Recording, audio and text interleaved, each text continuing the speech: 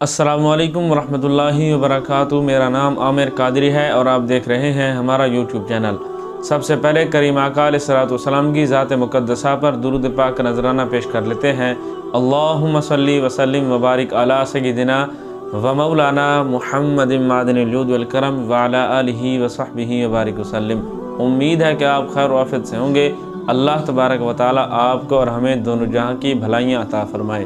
سامعین ذی وقار، خلیفہ اول جانشین رب قدیر حضرت سیدنا صدیق اکبر رضی اللہ تعالیٰ عنہ کا نام نامی اسم گرامی عبداللہ ہے۔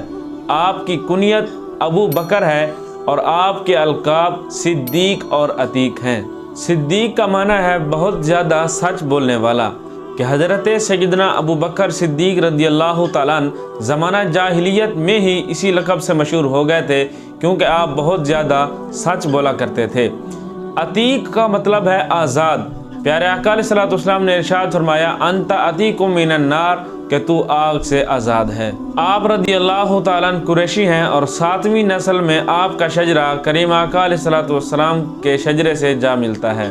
آپ رضی اللہ تعالیٰ عنہ عام الفیل کے 2.5 برس بعد پیدا ہوئے مکہ المکرمہ زادہ اللہ شرفا و تعظیمہ میں۔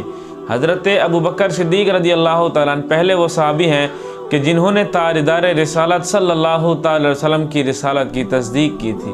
آپ رضی اللہ تعالیٰ عنہ اس قدر جامع الکمالات اور مجمع الفضائل ہیں کہ انبیاء کرام علیہ السلام کے بعد پہلے اور بعد والے تمام انسانوں سے افضل ہیں۔